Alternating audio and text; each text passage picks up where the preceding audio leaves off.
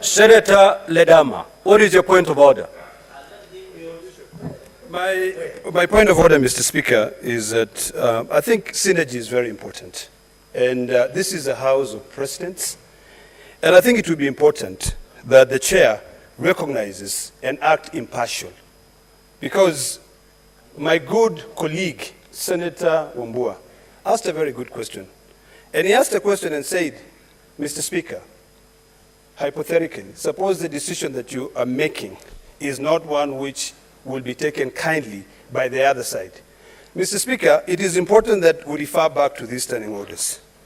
Because standing order number 98, on a point of order, clearly states that the Speaker shall either give a decision on the point of order forthwith or announce that the decision is deferred for consideration, after which the senator who was speaking at the time the point of order was raised may continue to speak. Mr. Speaker, I have no problem, no beef at all with your decision.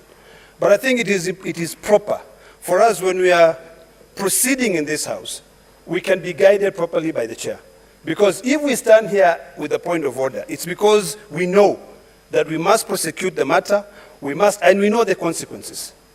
My colleagues on the other side raised a very pertinent issue.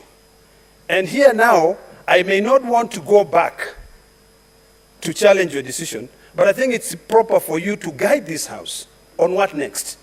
Because tomorrow, because I've listened to my sister making her submissions here, talking about the agreements between pre- and post-election agreements.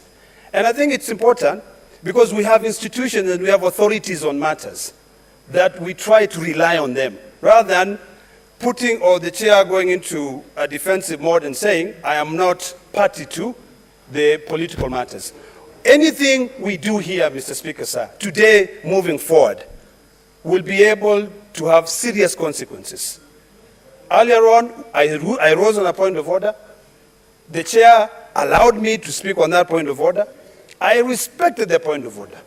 When the speaker relied on standing order number 1 and asked me to sit and allow my colleagues to make her maiden speech.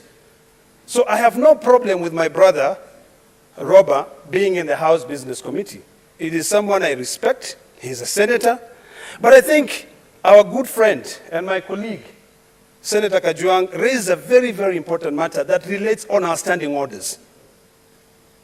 Standing order number 190, in terms of the principle, should we continue debating the matter when we have issues, or should we be guided on that matter? So, Mr. Speaker, I'd like to beseech you, to plead with you, that one, you try to develop synergy among all the senators, so that when it comes to a matter that will be affecting all the 47 legislation, or rather 47, what are they called?